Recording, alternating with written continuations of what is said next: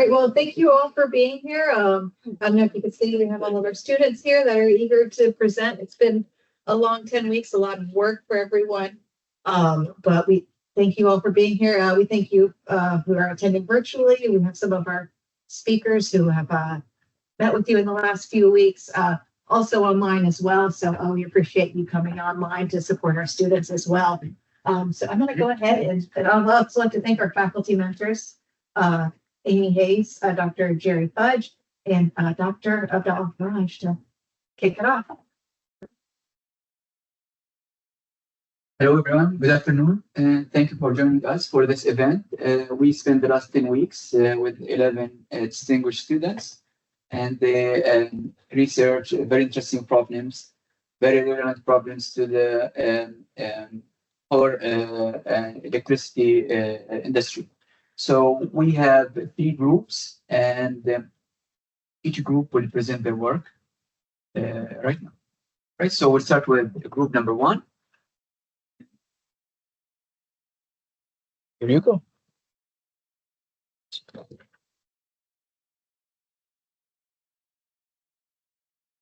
Howdy. So our presentation was on vulnerabilities in SCADA systems for substations and smart circuit breakers. These are faculty representatives, Professor Amy Hayes, Dr. Abdullah Faraj, and Dr. Gerald Fudge. We would not be able to have complete what we did without their help. My name is Avram Plager. I'm an Electronic Systems Engineering Technology senior here at Texas A&M. Heather. I'm Erwin Alexa. I'm also studying Electronic Systems Engineering Technology with a minor in Cybersecurity. My name is Danielle Gardner. I'm Electronic Systems Engineering major at Texas A&M, graduating this December. We also have Brooke Terres, but unfortunately she is out sick.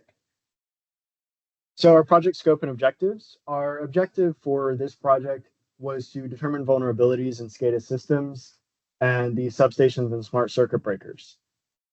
We were building a model network based off of SCADA systems, and we wanted to simulate attacks on the system using Wireshark as well as Python programs.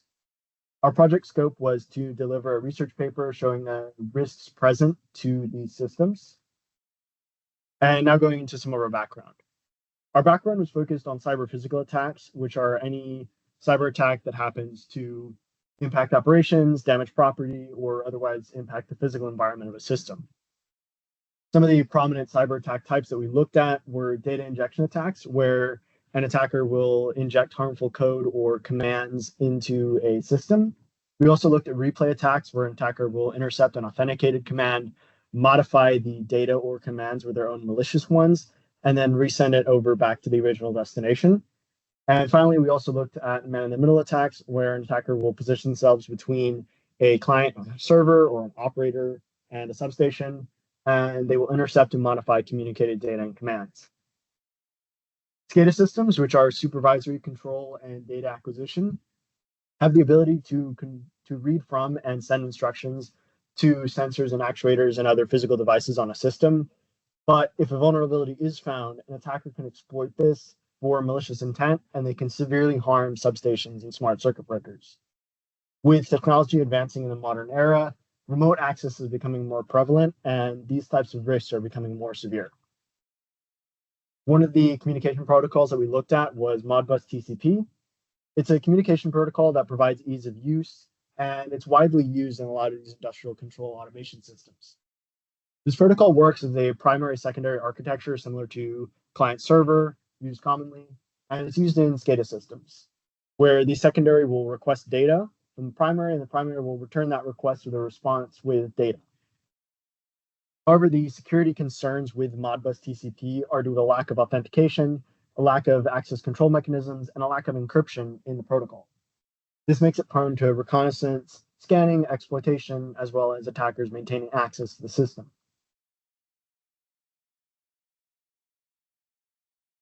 Here is an overview of our project timeline and our Gantt chart. In week 1, we did general research, so really honing in on our topic and discussing vulnerabilities found in our power grid.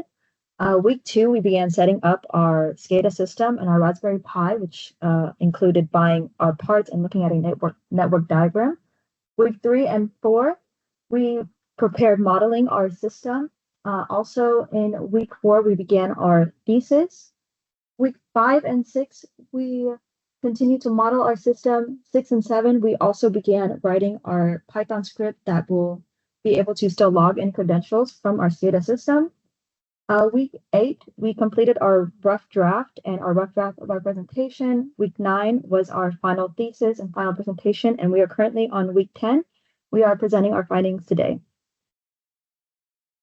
This is an overview of our network and materials. Our network involves an IEC 61850 architecture. It does not use the communication protocols, but we did model our system based off its general architecture, as it is a set of standards for electrical substations, and it consists of 3 levels of architecture. Our first level is our station level, and it is for human to machine interfaces. In our system, that includes the Raspberry Pi, the Wi-Fi Pineapple Mark 7, and our operator at the top left. Our next level is the Bay level, which consists of intelligent electronic devices for monitoring and controlling hardware. For us, it is our server, which is a laptop running SCADA software. Our last level in the architecture is our process level, which typically consists of sensors and actuators. For us, it is our Click Plus PLC, which is our programmable logic controller, and that is in control of a circuit breaker, which is modeled by LEDs. Here's another overview of our network, this time with our IP addresses. As you can see, all of our devices within our network are on the same network, the same internet, Wi-Fi, with the exception of the second port on the right side of our server and our PLC, which is on a different IP 169 due to a private Ethernet caused by our SCADA software. One thing I would also like to mention is sort of the functionality of the Raspberry Pi. Our Raspberry Pi is acting as a physical interface for our attacker. So the Pi is running scripts that will steal administrative login credentials, and our attacker is able to see that script and interface and close client sessions, when we get into in our methods and materials. Lastly is our Wi-Fi Pineapple Mark 7, which is doing a similar function to our Raspberry Pi, but is able to see all devices on our network without being physically connected to it. So, as we've mentioned in our objectives, one of the things that we are going for with this research is to simulate an attack on our built system. To do this, we've developed a Python program which will operate in 2 phases. The first of which is to steal the admin username and password credentials, as we've mentioned. The second phase of the attack is to then remotely disconnect clients from their project sessions on the gateway.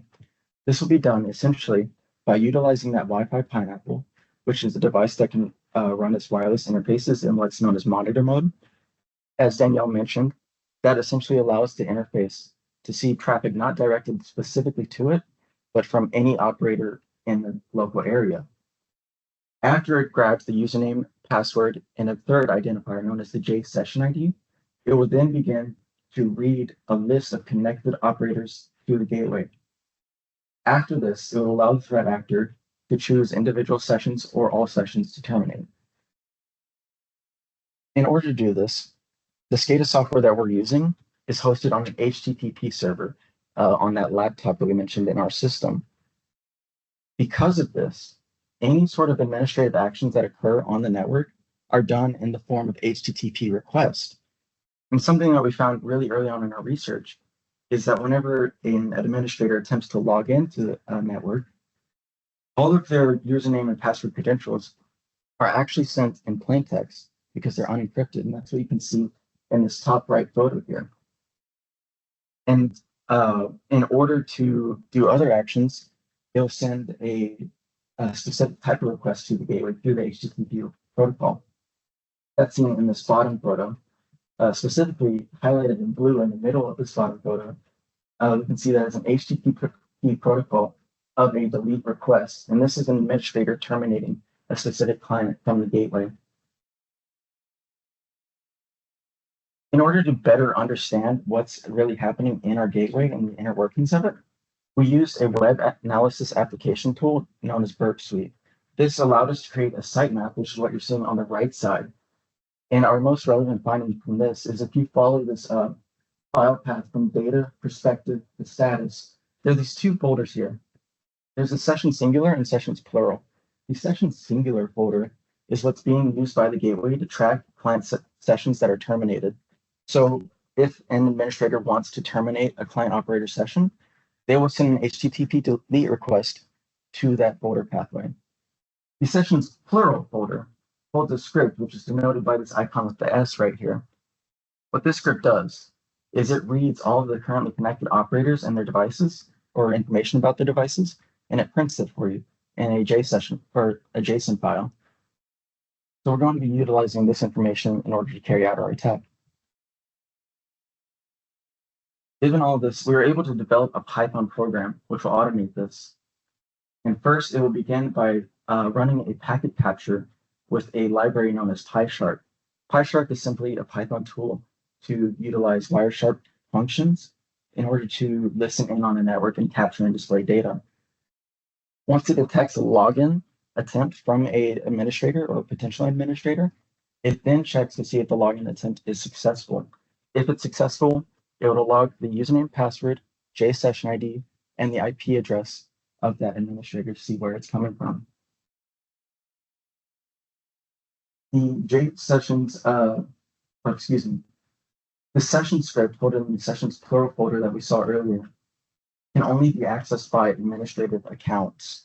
If you had a operator attempting to access that folder, they would be met with a 403 forbidden error because they don't have the proper authorization. And that is the entire purpose of why we had to capture specifically the admin's JSession ID. After reading from this list of connected clients, the Python program will then display a bunch of information about that, such as what type of device they're using and their session ID. It also allowed the threat actor to choose either to terminate individual sessions or to simply terminate all sessions. Should the threat actor decide to terminate all sessions, the program will then run in a loop until every client operator has been kicked off of the gateway. Upon successful termination of a client session, they'll be met with this web page on the right. You can see here it says session closed down for maintenance. This down for maintenance message is customizable. By default, it will say along the lines of this session has been terminated by administrative username. The administrative username that shows up there is directly linked to the JSession ID.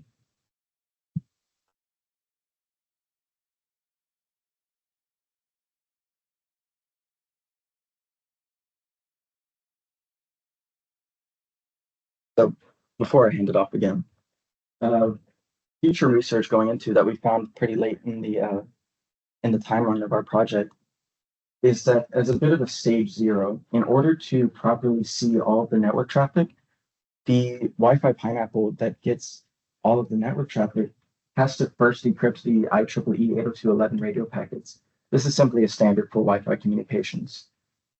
And one way that we found so far that we'd like to enumerate in future research is that we'd have to obtain the network keys for the network we are trying to listen in on first. I'll hand it off to Avram. Some of the other future work we were looking at was to secure the what rather than the who, because we saw that a major flaw in the security of these SCADA systems was it wasn't able to detect against somebody trying to break in. It couldn't authenticate who was trying to break in. And so we came up with a solution of securing what they're trying to do rather than who they are. And this would be by blacklisting commands rather than IP addresses and setting up encryption for the SCADA gateways. Another future research we were looking at was to secure specifically fiber optic private networks. One of the ways to do this is by distributed fiber optic sensing, where they'll use a test signal that's a laser sent down the wire at certain intervals, and using the backscatter from that laser down the fiber optic, either by testing over temperature or using acoustics to determine if there's differences in how the wire is set if somebody's tampered with it.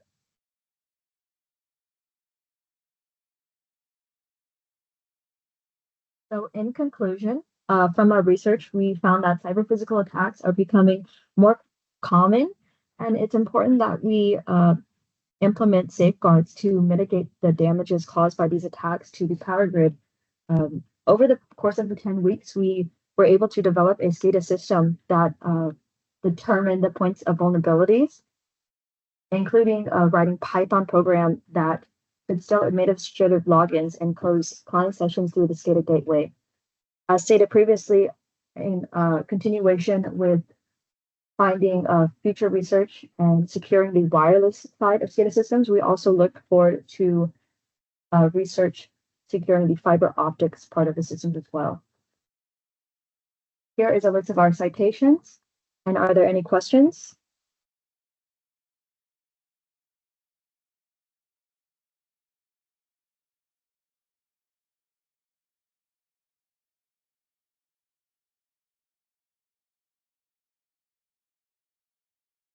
Well done.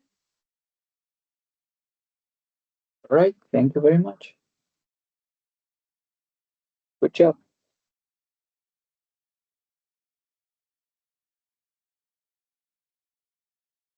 Next is gonna be second group, group 2.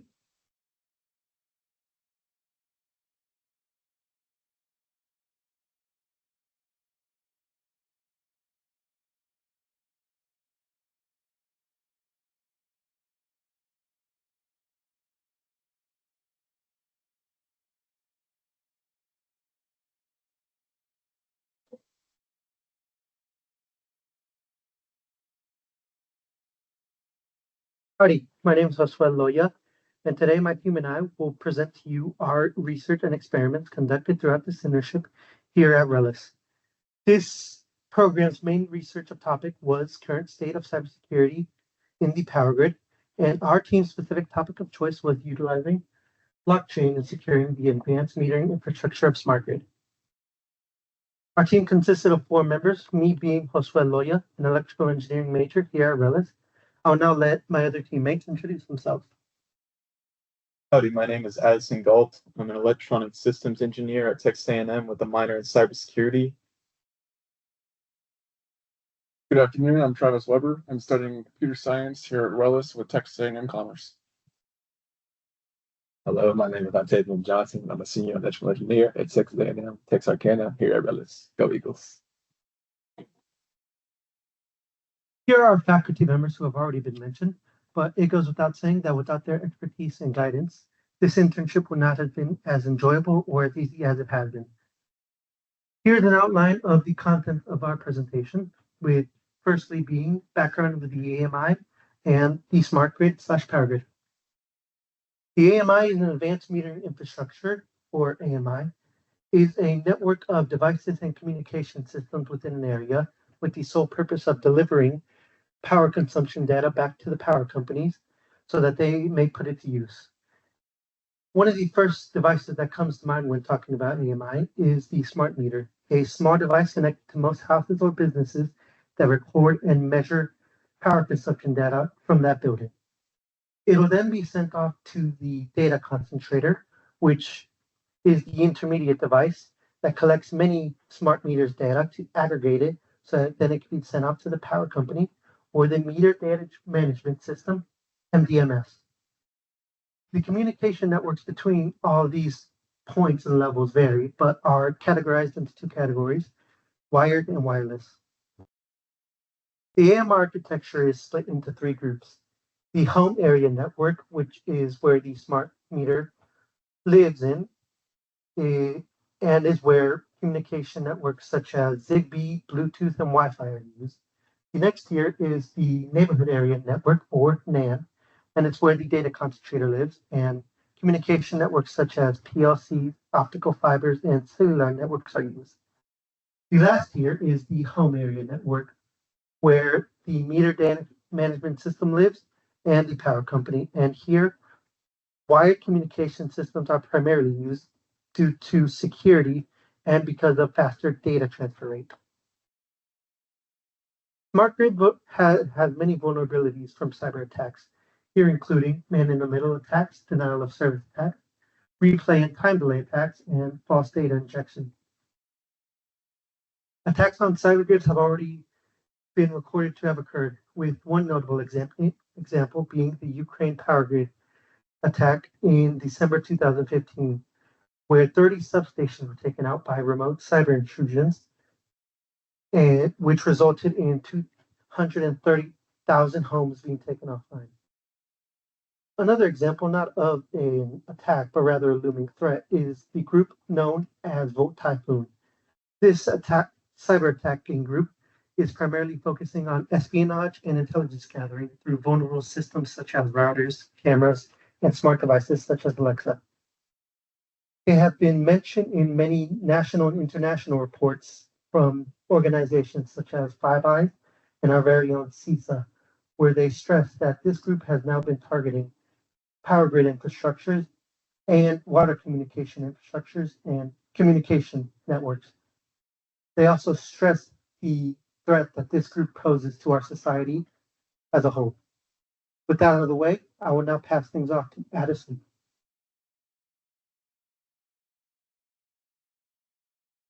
Two new emerging technologies that were the main focus of our summer research in securing the AMI communications were blockchain and machine learning / artificial intelligence. These are making their way into many parts of our society and everyday life, and we will believe that they will also be very applicable to cybersecurity.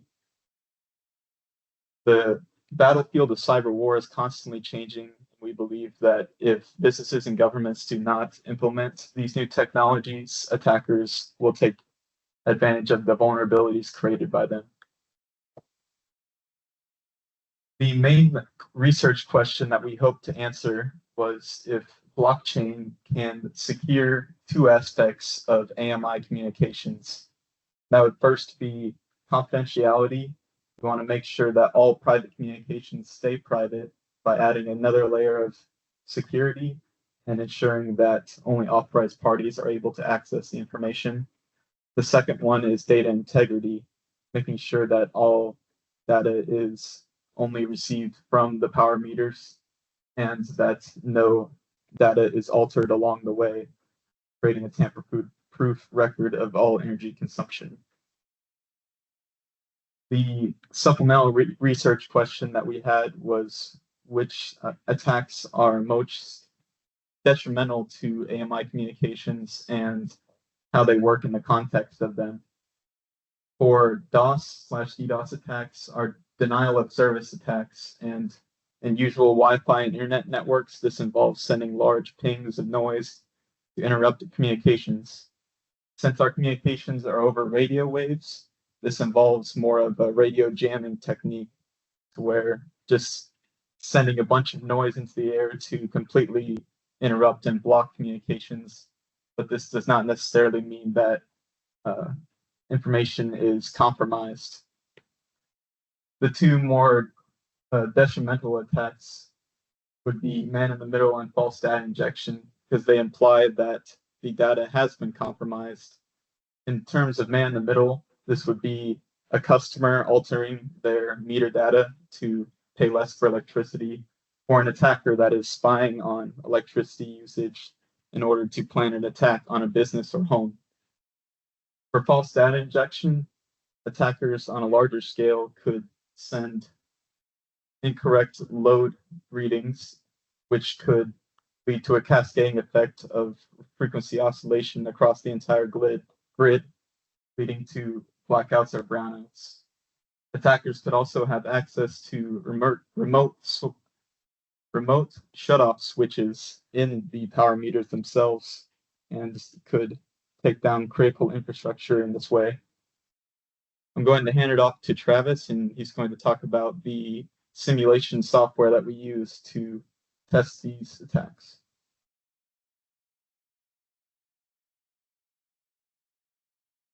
To answer these questions, over these last 10 weeks, my group basically followed this simple roadmap. We started off by doing research into AMI in general and looking at how these devices operate and how they communicate, as well as blockchain, how that works, and how we might be able to implement it into AMI systems. Then we began looking at specific attacks, the example from Ukraine, as well as other possible examples that might be implemented in the future, and how blockchain might be able to prevent these. Then we wanted to get a better understanding of how AMI operates and how these devices communicate. So we spent some time looking at different open source softwares and ended up on an OmNet++ simulation. To further that, we built a smart contract for blockchain that we would look into how to implement into AMI and how that could possibly secure the grid communications further. Then building upon that, we wanted to look into further research and how to add to the blockchain and make the network even more secure.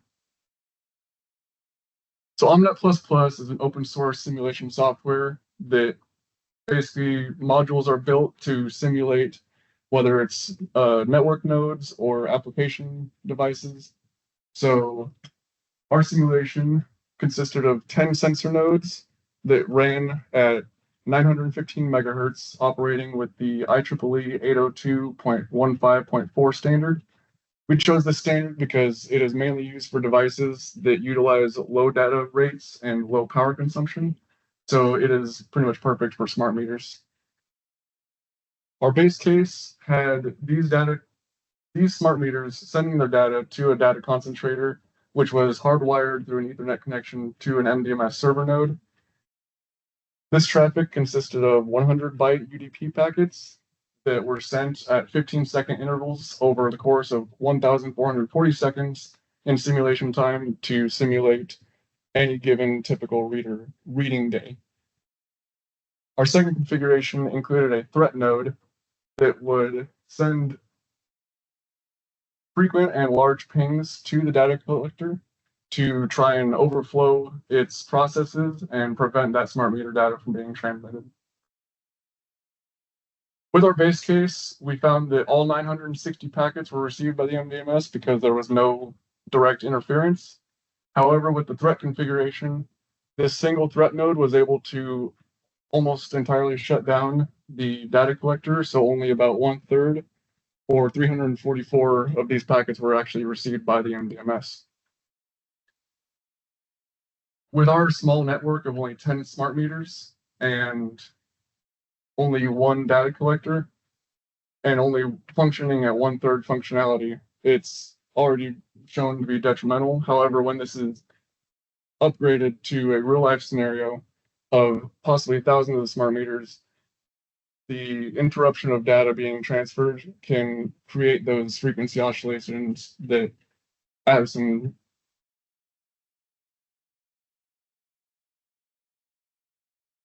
commented on earlier. So we were hoping that blockchain would be able to help fix and confront these issues. So essentially what a blockchain is it's a decentralized form of network that consists of multiple nodes. Any devices in the network can be a node if they have the proper functionality. These nodes all share a ledger that contains all transactions made on the blockchain network. And these blocks all consist of a header and a body. The header has a hash timestamp that all make each block unique, and the header has all of the transaction data. To go into more why we chose blockchain and how we think it can help aid in AMI systems, I'm going to pass it on to Dante. All right, so now that we know what the blockchain is, I'm going to tell you a little bit about why we chose the blockchain and the main factors that we're focusing on. So the first would be decentralization, and Travis already kind of went over that, but decentralization is basically just the distribution of authority across these different transactions with networks within the network and participated within the network. The next thing would be data integrity. And when I say data integrity, I kind of mean data immutability, because within the blockchain, like Travis said, the transactions and the data that's sent are going to be hashed, and they're also going to be timestamped. So if somebody were to come in and try to change this data, we would be able to see that the data has been changed, because everybody on this node, everybody that has a node within this blockchain network is going to be able to see these transactions. So if somebody were to change it, the hash would be different. And this is what we kind of mean by the data immutability and data integrity. For the authentication, there's multiple parts to this. The first being the cryptic the cryptic keys, sorry. And then this kind of goes and ties in with digital signatures. So for cryptic keys, each participating within the blockchain network is going to have a private and a public key. And then they can use these keys to actually sign their transactions, and they sign it with their private key. So somebody else who's able to get this transaction can use their public key to actually verify that they have signed this with their private key. So you know that this is the person who actually signed the transaction. The next thing would be the mitigation of man-in-the-middle attacks and replay attacks. And we kind of went over what those attacks were, but basically, again, if somebody were to, within a man-in-the-middle attack, sniff this data or be able to try to put in false data, we're going to be able to know that this has been changed because everybody has this digital ledger on their devices. So once this transaction has been changed, the hash is going to be able to change. So now we can see that this has been changed and there's some kind of malicious player within the network. The same goes for replay attack. If you send this information within, you're going to see that the transaction and the timestamp along with the hash is going to be changed. So if you see that this change has happened, again, you're going to know this malicious player within the network. The last two things are the smart contracts and the energy web chain, which is the blockchain that we use as a solution. And I'm going to go into more depth on those in a little bit. But the main objective here was to find a blockchain that would be able to read the smart data, smart meter readings, and then put them within a smart contract so they can actually send them through the blockchain and actually have it verified. So the energy web chain is based on the Ethereum blockchain. This is important because we are able to actually use smart contracts. And I know I keep saying smart contracts, but I'm going to get into more depth about that on the next slide, I promise. But that was the main reason for this energy web chain, is because you're able to use the smart contracts to actually help send the data from the smart meters. The next thing is that it's made specifically for the energy sector. And when I say that, I mean scalability and cost effectiveness. So this kind of ties into the next point, which is the proof of authority consensus mechanism. And a consensus mechanism is basically the protocol that the blockchain uses to actually verify which node is going to be able to verify the transactions, to then add these transactions onto the block, to then add them to the blockchain. So the proof of authority consensus mechanism actually just uses an algorithm to choose one of the nodes within the block. Each of these nodes are validated from the energy web chain. They have a governance system, so that not anybody can just be within the blockchain. It can't be their own node. So it's a rigorous process that you have to be to actually be one of these nodes. So the proof of authority consensus mechanism just uses an algorithm to choose one of these nodes. Initially, the Ethereum blockchain uses a proof of work consensus mechanism. And this uses a lot of computational power because you have to solve a lot of mathematical problems to be able to verify one of these transactions if you were to know. So this kind of takes back the costliness of the computation. And this is what I mean by it's made specifically for the energy sector. The other side of that is the scalability. So essentially using this proof of authority consensus mechanism, you're actually going to see that you can put these, you can put this on the smart meter devices, which are small devices, they can't use a lot of computational power. So you're able to actually put these on these small smart meter devices and be able to scale it. And then the last thing with the energy web chain is that they have a public accessible test network. And this is what we use to build our smart contract and kind of deploy and show that this is actually capable if we're going to put it within the AMI system. So now the infamous smart contract. A basic analogy of the smart contract is like a vending machine. So say you were trying to get chips on the E7. You hit E7, it's going to tell you the price of those chips. You put the correct amount of money in, and then it verifies that you put the correct amount of money in, and now you have your chips. So essentially, with a smart contract, you kind of set up parameters within this thing. You write them in the code of Solidity, which is a programming language made specifically for building smart contracts by Ethereum. So you make these parameters, and once all the parameters have been completed, the transaction automatically goes through. So this is kind of a secure way, efficient way of making these transactions central authority. Like I said, it's kind of decentralized. So there's no central authority over these smart contracts. They automatically send in the transaction once all the parameters have been met. And once you put the smart contract onto the blockchain, it's like any other transaction. So it has a hash and also has an address. You're able to access this address and anybody can see the smart contract because again, it's like any other transaction. So if somebody were to actually come in and try to change the smart contract, you would see that the hash has changed or the timestamp is different. So now that you know that this has also been messed with or there's some kind of malicious intent involved. Another good thing about smart contracts is that you can use them for, you don't have to use the entire smart contract. So within the functions that you have within your smart contract, you can make them public or private. So if you have a public function, you can actually use this by itself alone, or you can use the entire smart contract. And here we have a prototype of the smart contract that we built to kind of show how this will work with an AMI system. The first function we have is the structure meter data, and it kind of does what it says. So when meter data or when the meter sends their reading, you're gonna have the timestamp of that. You're gonna have the energy usage, and you're gonna have the meter address, which are the first two things at the top. And the next thing is the next function is the mapping meter readings. So this basically maps an address onto that meter data that you just created. So now you're able to access the meter data and do whatever you want with it because it has an address to the structure meter data that you just created.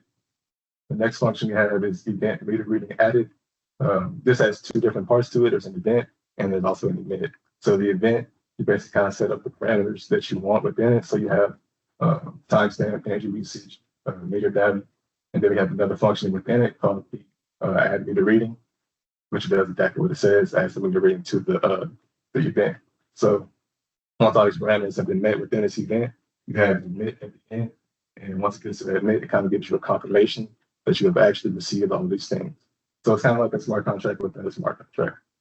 The last two ones are get meter readings, and this one's special because it's actually a public view. So this is one of the functions I was talking about, where if you were trying to get a meter reading address, you can use this alone as a function, or you can use the entire smart contract. And then the last one is get total energy usage. And this is also a public one. So let's say you're trying to get the energy usage within an hour and you're taking 15-minute intervals. You would be able to get each of these depending on their address and add them up in total usage. And the way that we did this was Energy Web Chain has a tutorial on their website. And the first thing you would need is the cryptographic wallet, which is the one we used was MetaMask. And then you need IDE to actually build this smart contract in. We use Remix IDE, and this is special because you're actually able to deploy the smart contract onto that test network that I was talking about for Energy Web Chain. So you connect MetaMask, which is the crypto wallet, to the test network, and then you use that within the Remix IDE to deploy it onto this test network.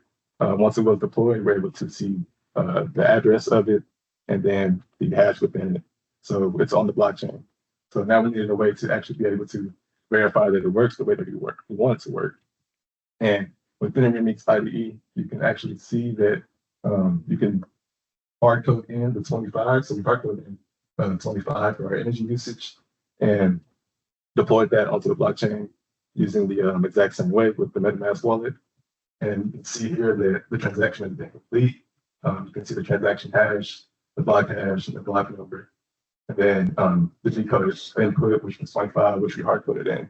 So this is what we kind of talk about when I say data immutability.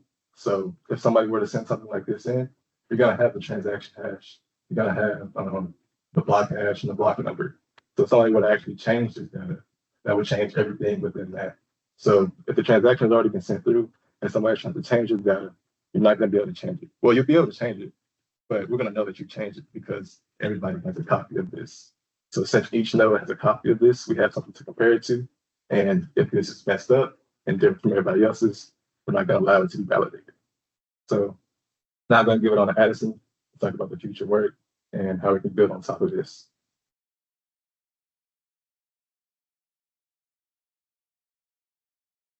In regards to future research, we want to tie back our other emerging technology, which was machine learning and artificial intelligence. We believe that we can put these two technologies together to have a complete intrusion detection system within AMI.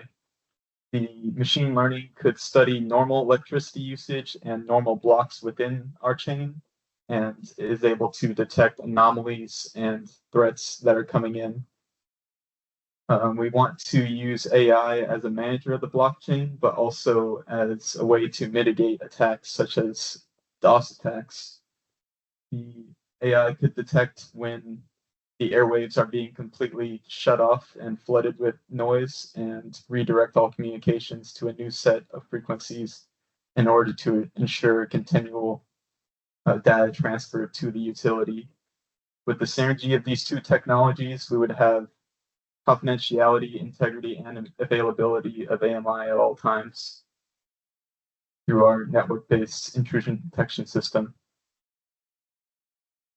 These are our references from throughout the presentation, and I'd like to open the floor to any questions.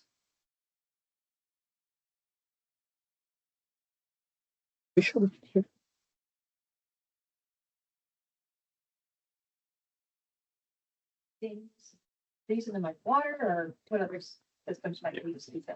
We believe that water meters also use AMI radio communications to communicate with utilities, but we're unsure outside of utilities usage, but mostly it's very proprietary for electricity usage and also water and gas meters. But you never know that all the meters around your house are like sending cell phone signals up all the time.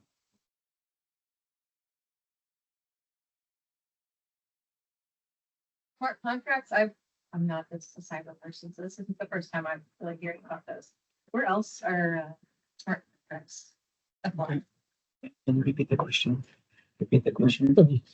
Oh, sorry. So she asked kind of where else are smart contracts applied. Honestly, I'm not too sure. So when we were looking into the researching it, I've only seen it a few times actually where they use the smart contracts, and it was actually for the gas section of the sector. So this is what gave me the idea of using it for the energy sector. So that's where I got the idea from. I'm not exactly sure where if anybody else is implementing them or where if they have been implemented at, but that's where I got the idea from. Yeah. This is Matt. I'm tuning in remotely from. Oh yeah, I can't hear you. Sorry, can you say that again? Yeah, this is Matt Cochran. I'm tuning in remotely from CBTS. Thank you for a great presentation, and I think some innovative thinking on this. You mentioned, I mean, this implementation of smart contracts, which is again, I really kind of gravitate to this idea, but I was just wondering if you had any ideas or analysis of, computational overhead. I mean, I know Ethereum network, for instance, in the background, has tried to lower kind of those computational resource barriers to entry. But what are did you look at that at all? Or you may have mentioned it, but did you look at that? Because in some cases, depending on, required payloads and frequency and whatnot, there can be some significant bottlenecks, in using blockchains, whether in cost or whether that's just translated from computational requirements, et cetera. And I know that they're not proof of work necessarily. You got proof of stake, which, is like whatever changed within the last 2 years. But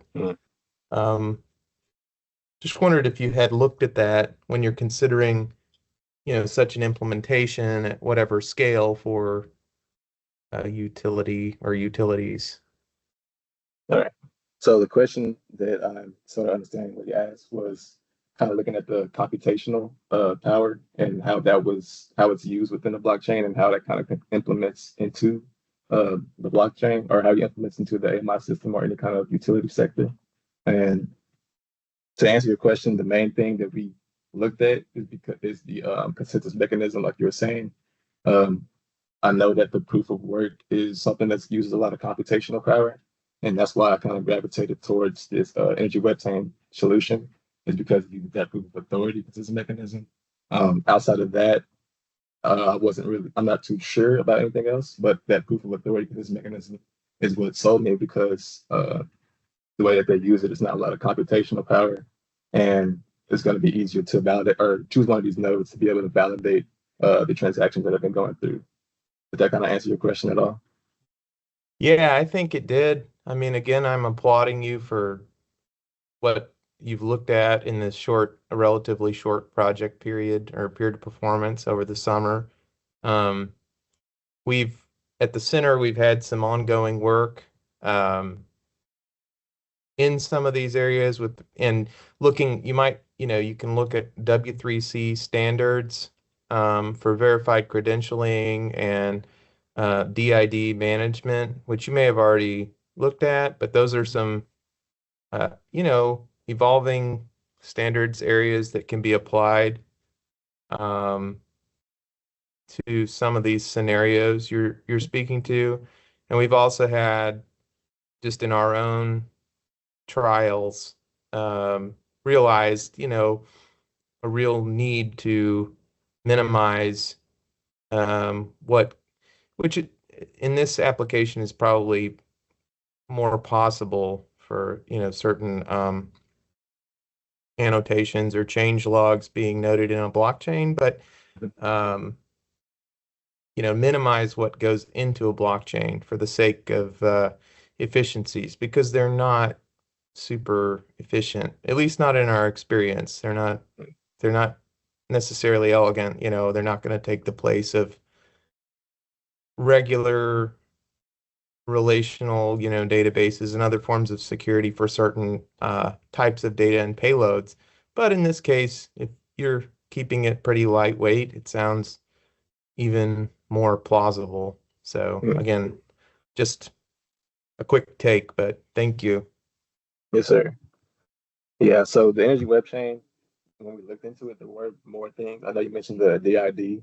I didn't look more into that on the Energy Web Chain's website, but they do have certain specific things that you were kind of bringing up, and that's what gravitated me towards that solution. They have a lightweight client as well, which is something that can actually be implemented onto one of these smart meters or anything like that, and kind of small device that uses that doesn't need a lot of computational power. So that's what really gravitated me towards using the Energy Web Chain as a solution. Thanks. I'll have to look at it. Thanks for the pointer. Sure. Are there any more questions?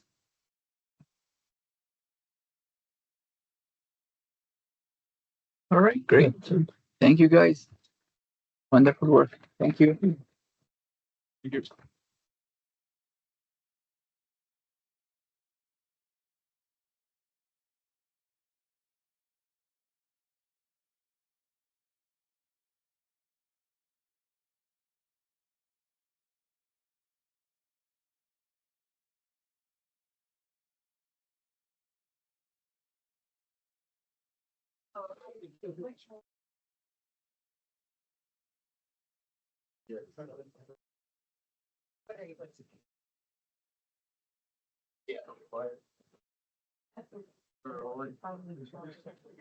Right, in a bit, we start with group 3, and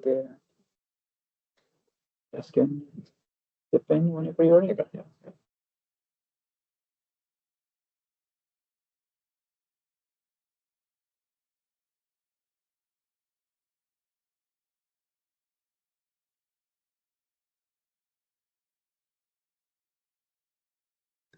Room speakers for your computer. Yeah, I'm trying I think you just select the room speaker from your computer, because this is the for the speakers.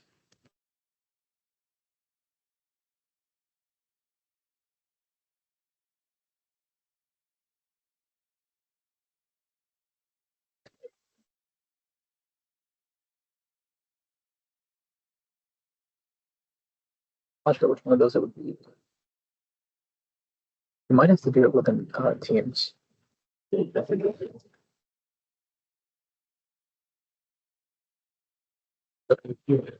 had escaped and departure. You can then go back into Teams instead of. Then no, he's freezing. Yeah, under mic, maybe. Yeah, it would be the DBS. I knew an R word. So now we can have someone to try and speak. Just that out.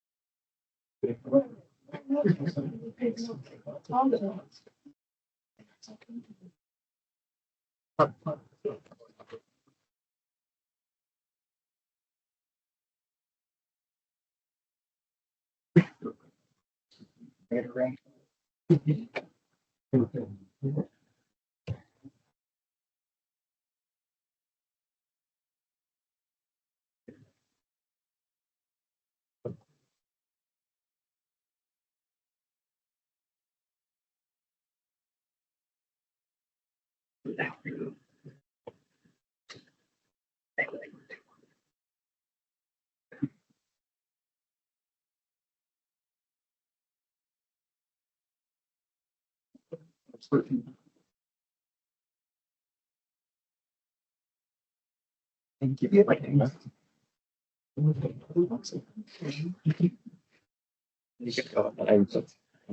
Howdy, my name is Justin Berry. I'm Grace Moman. I'm Jesse Hepful. Together, we had the opportunity of working with CBTS's Summer Research Institute, primarily focusing on research on validating security of operations and communications within distribution substations. We had the opportunity of working with a couple brilliant faculty mentors, such as Professor Amy Hayes, Dr. Abdallah Faraj, and Dr. Jael Budge. A little more background about ourselves. I am a senior electrical engineering student here at RELIS through Texas A&M Texarkana.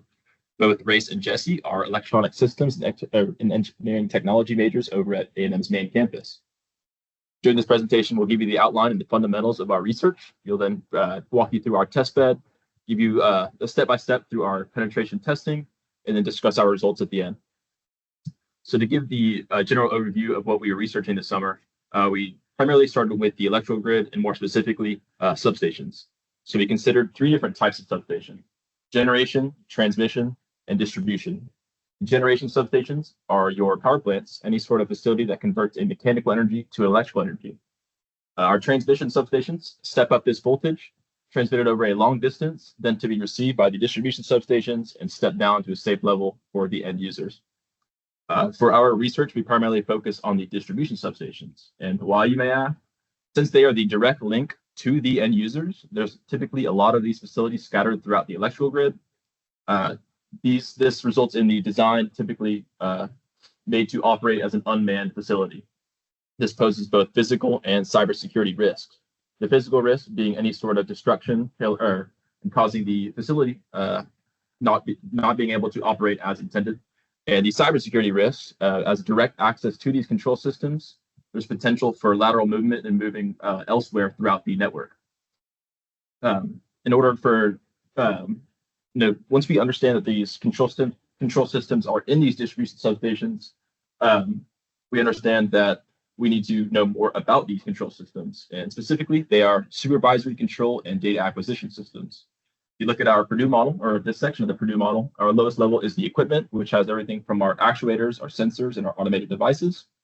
On the level above, we have our programmable logic controllers. These are devices that interpret this data and are pre-programmed to control these devices at hand. And in our highest level, we have our human-machine interface. This is essentially what your operator will see when monitoring the data incoming, and the operator is able to send and receive various commands with some sort of established communication protocol.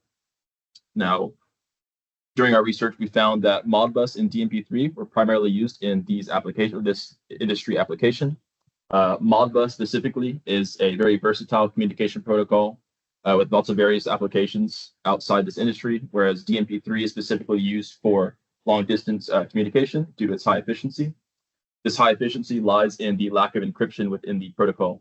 This is intended for any receiving user to quickly interpret this data and make decisions based off of it as quickly as possible. Whereas, there's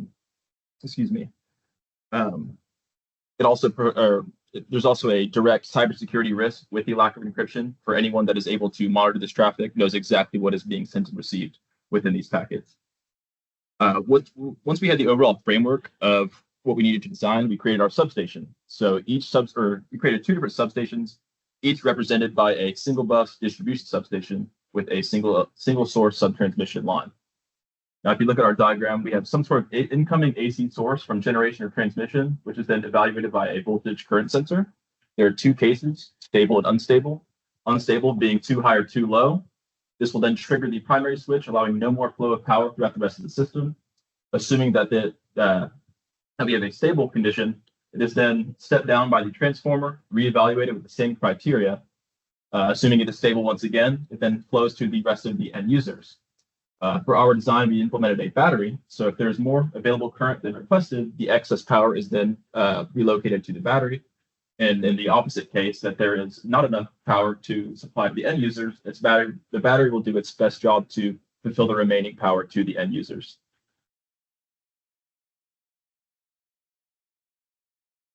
Now that we've covered how our substation functions, we can get into how we actually implemented it.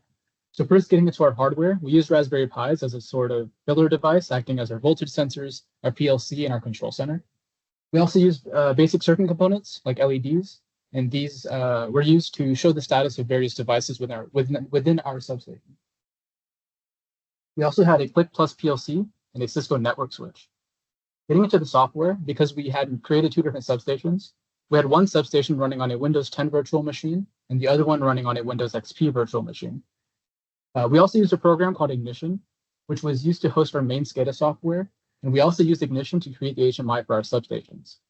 We also used various other software in order to program the other substation devices we use in our system. Here we can see a screenshot of our Ignition HMI for Substation 1. Substation 1 is running on Windows 32 or Windows XP 32-bit with the Raspberry Pi Open PLC.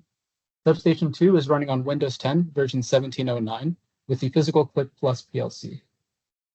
In order to actually program the logic and scripting of our, the logic and functionality of our substation, we use tag scripting within Ignition.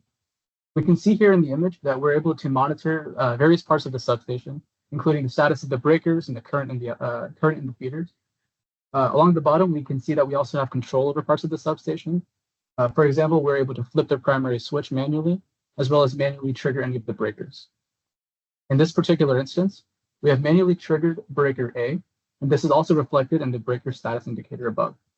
Substation 1 and Substation 2 are also both able to receive commands from the DMP3 control center. This image here shows the physical implementation of our substations. On the left, we have the LEDs for Substation 1, along with the Raspberry Pi Open PLC connected to it. On the right, we have the LEDs for Substation 2, along with the Click Plus PLC at the bottom of the image. On the previous slide, I mentioned that we had manually triggered breaker A for Substation 1, which is reflected here in the LEDs for Substation 1, where the middle LED being lit indicates that breaker A has been tripped. This is the overall network diagram for our substations and our control center. Our network was divided into 4 separate subnets, and we implemented this with our network switch by subdividing the switch into 4 VLANs, one per subnet. Subnets 1, 2, 3, and 4 were each enumerated with their subnet numbers 10, 20, 30, and 40, with the final digit of the IP address within the subnet changing for each device in the subnet. Subnets 1 and 2 contain the 2 substations themselves, and the devices communicated using the Modbus communication protocol. As far as communication between the substations and the control center, we use the DMP3 protocol. This shows our control center, which serves as the DMP3 master for the system. The DMP3 master has a separate instance for each substation, and it's able to monitor the values of the substation devices on both ends. It's also able to send controls to Substation 1 and Substation 2 to remotely manually trigger all of the devices. By creating this control center, we were able to verify that DMP3 is in fact unencrypted, which is how we were able to see all the data and display it on the console. After we created our system, we decided to test it using an industry standard 7-step penetration test. Overall, this test includes gathering information, identifying any vulnerabilities in the system, performing exploits on those vulnerabilities, and then reporting our findings. In order to perform this test, we used programs such as Wireshark and Metasploit, along with a few others that we'll touch on later. So the first step of our penetration test is pre-engagement, which is the step in which we define the scope and the goals of our penetration test. In our case, the scope of our penetration test is to test the vulnerability and security of SCADA systems as well as distribution substations, and our goals are to determine upon finding these vulnerabilities, how dangerous they actually are, and improvements to the system to fix them. We then move on to intelligence gathering, which is the phase in which we actually learn about how these substations work and the different things that would lead themselves to different vulnerabilities. In this case, we were able to find that the two communication protocols that were used, being DMP3 and Modbus, are both unencrypted. We were also able to find that each of these networks are segmented from the actual internet, meaning that to gain access to the substation, you would have to physically go and interact with it in that way. This leads to threat modeling, which is the next step of our penetration test. In this step, we start uncovering the vulnerabilities of these different substations and determining how threatening they may actually be. In this case, since we have to physically go to a substation, we start looking at the physical risks of this substation. In this case, anything that can physically damage the substation is viewed as a risk, whether it be a ballistic attack with ballistic weapons, damaging the wires in any way, shape, or form, or anything that would inhibit access to the substation by physical damage. Since attacking the physical security of this substation would allow access to the substation, we then move on to the digital threats available to the substation, which will remain the focus of the rest of the attack. It's also worth noting that at this point in the attack, since progressing requires an attacker to have access to the physical substation, we're going to insert our attacker into both of the different substations at the physical level so they can access the digital things they would have access to in an actual attack. We then move on to our vulnerability analysis phase, which is the phase in which we actually physically interface with our substations and determine the different vulnerabilities within them based off of their implementation. This process involves first getting the information about each of these substations by scanning and other means, and then actually looking for these vulnerabilities and determining how dangerous they are. We start with the first series of scans. We're able to use a software called Wireshark, which is a software that allows you to view all the traffic existing on a network just by connecting to it. So in this case, we are able to look at the traffic being sent between the different nodes, and we're able to see that both on substation 1 and substation 2, the address ending in .1 is involved in a lot of the traffic. This is also able to give us the actual subnet number that this substation operates on. We're then able to move on to a different software with this information. This different scan that we're going to use is called Nmap, and it works within Metasploit, which are our main basis for exploiting this network. By knowing the subnet number from Wireshark, we're able to use this Nmap scan to comprehensively scan the entire subnet to figure out what addresses are active within it. We're first able to see the .1 address in this first scan, which has the ports 135, 139, 445, 3389, and 8088 available, which serves as the points of access for this substation. Additionally, we're able to see the .2 and .3 addresses, but since there aren't that many ports open that can be easily exploited, we're going to ignore those as the .1 address has a lot more potential vulnerabilities. On the right-hand side, we have a more comprehensive scan of the addresses that we identified. In these scans, we're able to see the exact version of Windows, which is Windows XP for this substation. We're able to see the version of the SCADA software that's being used, which is 661 or 661. And then we're able to find the URL that is used to actually address the online gateway to be able to interact with the SCADA system. We then move on to the scan of the second substation. This is very similar to the first substation with a couple of key differences. The differences we're able to see is port 3389 is not implemented on this station. It's just one that's not open, so we can't use it as an attack. Additionally, we're able to see that the version of Windows used is Windows 10 1709, and we have specific information about the SMB protocol, which is the server message protocol, or server message blocking protocol. We're able to see that it's version 3.1.1, and the signing is enabled but not required. This will come into play for our attacks coming up. We then move on to the exploits that we were able to find for our system. By using ExploitDB and the internal search engine of Metasploit, we're able to find 18 potential vulnerabilities that can impact either this system or a similar version of it. Typically, at this point in an attack, we would do extensive research on each of these potential exploits and then only levy those that look particularly promising against the system, so you don't lose access or you don't you don't let them know what you're doing. But for the purposes of this attack, since we are stress testing these substations and seeing how they uphold against attacks, we are going to test each of these and then document how they went. This then moves on to the exploitation phase, which is the process of actually using these exploits to determine the different vulnerabilities of the substation. After testing all 18, we were able to find 5 that were able to work across a couple of different similar substation designs to ours. The first 2 are called Eternal Blue and Bluekeep RCE, which is remote code execution. Both of these attacks are very potent attacks whenever they are used against systems that are properly configured of the operating system that they apply to. But since our stations did not use these operating systems, they did not apply in this case. The next attack is SMB Relay, which is an attack that targets SMB version 3 and version 2, and whenever you have the signing enabled but not required, which is the case for our substation 2. This attack allows the user to use the SMB protocol to send a basically a fake request over to the user, and if they interact with it, it provides the attacker with access to the system. We were able to do this by using a packet and responder to view this poison traffic, but since it requires a physical interaction with the actual message, and some of these stations are unmanned, we didn't proceed with this attack further than seeing that it's possible. Our last two attacks are the ones that we found the most success with, the first being the original implementation of Bluekeep. This is an attack that strictly does a crash of the operating system, and since it works on Windows XP, which is one of our substations, this attack was successful, and we'll get more into this later. Our final attack is MS-08067. This was an attack that also works on Substation 1, and what this attack does is it uploads a reverse TCP shell on success that basically allows you to access the system at large. This is the standard payload to be uploaded for most successful attacks, and it serves as the industry standard for getting these attacks rolling. We then move on to the post-exploitation of our attacks. This is the step in which, after gaining access to the system, what can be done to mess with it and make it not function as it's supposed to.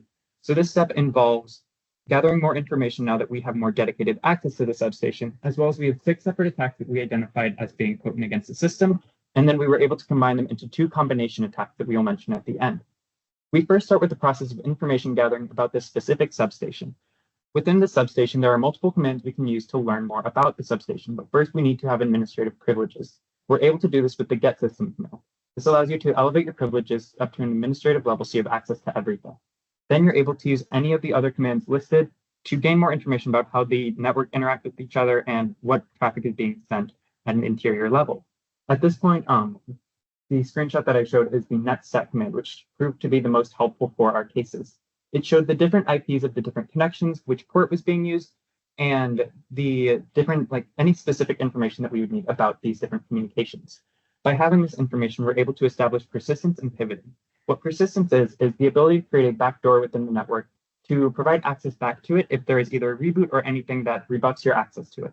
Pivoting is similar in that it allows access to the network, but it allows access to different nodes within the network by having this network information that we use in this information gathering stage. We then start moving on to our attacks, beginning with 2 reboot attacks. First one is the Bluekeep attack that I mentioned previously, where within Metasploit, if you type in the command as well as the proper credentials for the system, or just the IP address, I think is all that was needed, and it will just crash the operating system. And then they will be able to reboot, which we will use in one of our later attacks.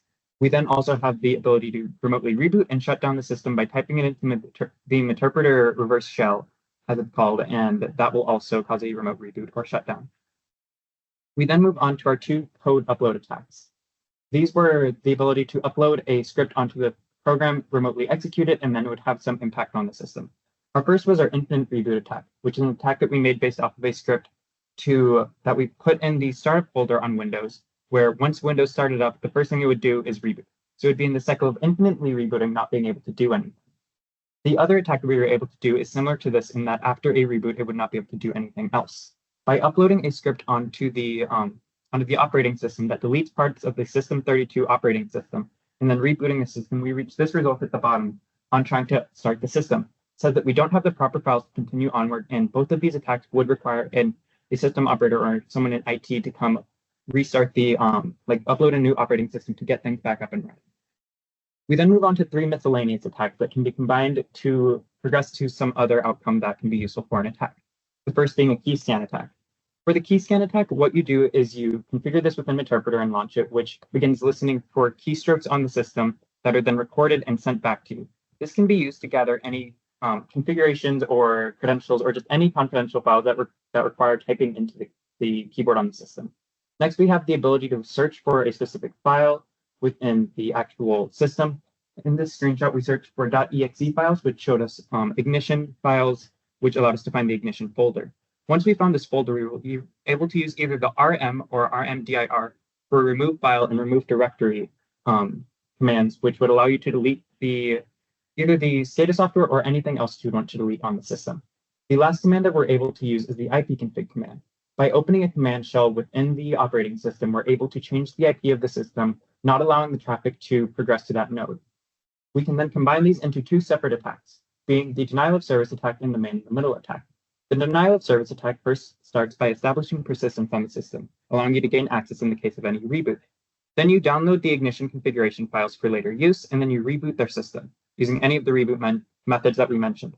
At this point, you would then start a key scanner since you're able to access the system again due to the persistence that we established and gain the credentials for ignition as they would need to type those in again.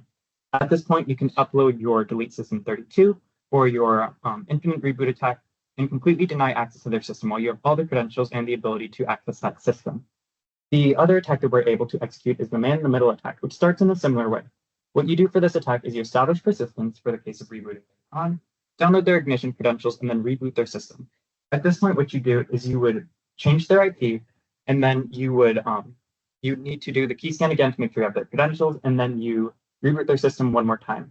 What you would then do on your end is you would configure your ignition with their IP as well as the credentials that you scraped, and then start forwarding the packets to the substation. This means that it would still be functioning as normal, but you would be in the middle of that unencrypted traffic, so you could see everything that's going on without them knowing that anything happened other than a couple of reboots. And these serve as our two main attacks, combining all the other previous attacks that we had to disrupt the substation. The seventh and final step of the penetration test is reporting. And in this phase, our goal is to compile all of the data and results from the first six steps and create a comprehensive report. We were able to identify several critical vulnerabilities in our simulation of the power grid's distribution system. These were rooted in several exploits that we found effective against older versions of Windows. And an attacker could use any one of these exploits in order to gain access to the system and shut off power to all of the users for a substation. We also analyzed weaknesses within the communication protocols in these systems. Due to the unencrypted nature of the communication protocols, an attacker can carry out a man-in-the-middle attack like the one we previously mentioned, or even pivot from a less secure system to a more secure system somewhere else in the network. The ability for an attacker to pivot from a lower system to a higher system, such as a control center, also poses the risk of them causing more widespread outages over larger areas. Furthermore, since they can see unencrypted traffic, this leads to the attacker being able to discover sensitive, classified information about how the power grid functions, which, if this is leaked to the public, could lead to more severe and more frequent attacks across the grid. We also analyzed the physical security of the system, which is critical because for an attacker to be able to access the isolated network, they must first have physical access to the system. This leads to network security, where even if an attacker is able to bypass the physical security, they should not be able to interface with a single device and then from there traverse throughout the rest of the network or pivot to other devices. This concludes our penetration test.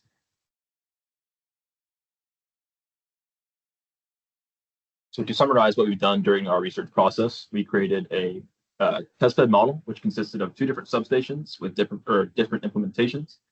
We then employed the industry standard 7-step penetration test, which revealed certain insecurities in our system, such as physical and network security, the unencrypted communication, and legacy hardware.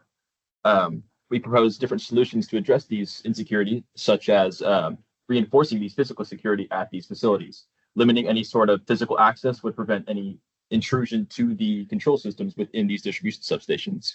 In addition, one of the proposals we have was to integrate some sort of zero trust series of firewalls within these systems with intrusion detection. And intrusion detection is essentially something to alert the operator of a malicious actor within the network or any attempt. Also, any available or unsecured ports or remaining open ports should be closed or secured to limit any potential vulnerabilities in the system.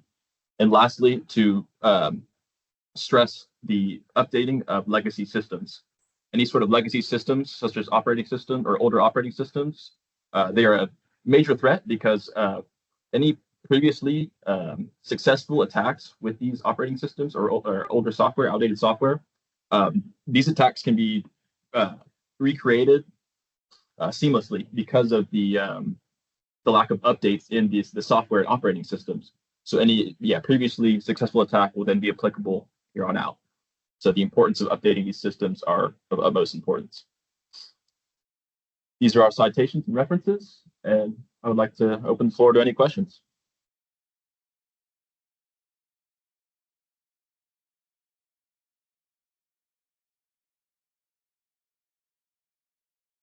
So on the issues of operating system, do you believe these issues are still relevant on a, I guess when 11 now? So we actually looked into this a little bit. Whenever we were doing research on the different operating systems, we found that basically anything from 2000 onwards has different vulnerabilities. So on the initial vulnerabilities page that we had, we had a benchmark for each of the different operating systems that have been possible, even Windows 10 on specific versions. And our immediate conclusion at the end was, oh, we should just upgrade to Windows 11 because it's the most secure. But there are still aspects of it that have been untested. So at this point, it's like we need to upgrading solves a lot of the most easily available attacks, but at the same time, every operating system is imperfect. So we need to still test those as vigorously as we would test older ones, but the older ones are way more insecure. Are using older operating systems? So we both have, but then also, since this is critical infrastructure, that information isn't readily available. So if it's like, oh, this substation is using Windows XP, it's like, that's an easy target. Because what we mentioned with pivoting is we have the idea that if an easy to access substation was gained access, you can go and access other substations through the interconnectedness of them. So we really don't want to know which ones are vulnerable to attack. So that information was not available to us, but since taking down, updating a substation would require, since this is distribution, users to not have power, it's safe to assume that it's difficult to update them, so some are not updated.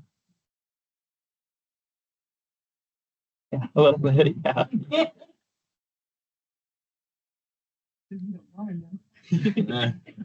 of just a general question.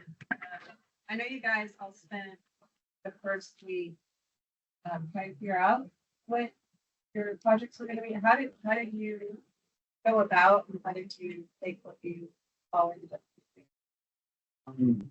I know for us, I imagine we'll go to each of the groups, but for us specifically, we were trying to view the system, like we didn't know where we wanted to start, so we were learning as much as we could about the power grid system as a whole. We were like, if we were an attacker, where would we start? And the reason we chose distribution substations is we were like, if an attack can be successfully done, the redundancy that's throughout the rest of the power grid system isn't there because it's only to one user, so you have that one line. So if the distribution station that connects them is interrupted, then that user doesn't have power. And if you do that at a wide scale, then a lot of people don't have power. So that idea of viewing it from the idea of an attacker, and then where can we have the most impact and therefore the most important thing to secure is where we started. And that's how we got here. But this applies to each of the groups. Yeah. Can you guys get us to go to your journey? So we started actually pivoting from direction of what we mentioned in our future research of kind of creating something that can block what people are trying to send. But I think we realized that was going to be way too theoretical, way too abstract to really get concrete research on. So we pivoted to something more concrete that we could present about, and we were able to do a lot more research there. What about you? Oh. Somebody still. Yeah. It might be out of range. Or dead. The battery. You have to go upstairs and get that one. No, yeah, it's out of range. Might have switched on. Did you switch it off? The question. No, but That's how you. The question was during the first week, how did we decide which part of the power grid we wanted to secure? For us, we were looking on the BTU history website and we saw that all communications since 2012 have been wireless from the customers to the utility. That kind of threw up a red flag for us because we know that all wireless communications are just up in the air for anyone to go grab them. So that's why we focus on that one. anyone has questions online, you may still need, but I think we're good.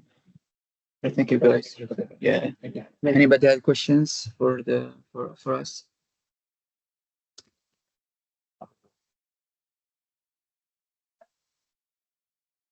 They are engineers. This was very heavy on the cyber side. I know most of you. A learning curve with this for those who are. I can speak on that one. Can you repeat the question, please? The question was for the electrical engineering majors, what was the learning curve like for the cybersecurity aspect of this? as an electrical engineer with no cybersecurity background.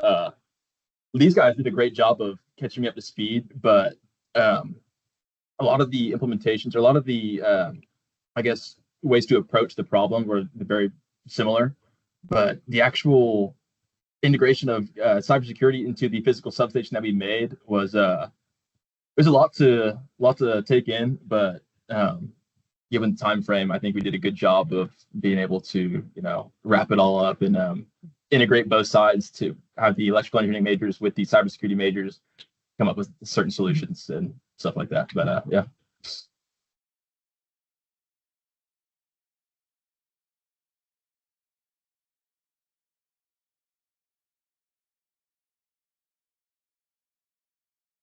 We didn't specifically get to talk about our ideas, but a lot of the information they gave us was directly applicable to what we were doing, and it was actually very useful that we were able to have those field trips. Yeah. Those helped a lot. Like whenever they showed a substation design, we were like, that is very similar to what we've read about and what we implemented. So that was very cool. Yeah, we knew we were on the right track.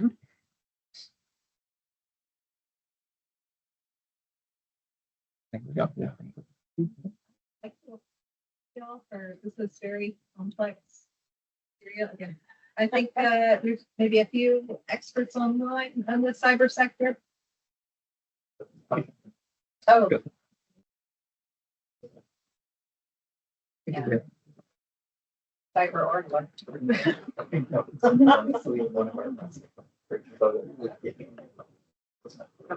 Okay, I just wanted to applaud everyone for taking complex, both cyber and electrical material and explaining it to all of us non-experts. That's a skill that's definitely undervalued, but you did an excellent job breaking down some of the definitions, some of the pictures you have, putting it together. It was super helpful for us who are not from this background whatsoever. So really appreciate that, bringing that skill set out here. All right. Okay, whenever you're ready. Any more online questions? I want to just shoot a hand up. I think we're good. We had some people had to duck out at the last minute. Okay, I think that's it. I think that concludes our presentation. Thank you guys for attending. Thank you for the people who are attending online. And if anybody had questions, please reach out to us. Happy to connect you with the students. Happy to share some of the findings with you guys. And happy if you guys want to sponsor future research with those students. Happy to continue that conversation. Thanks.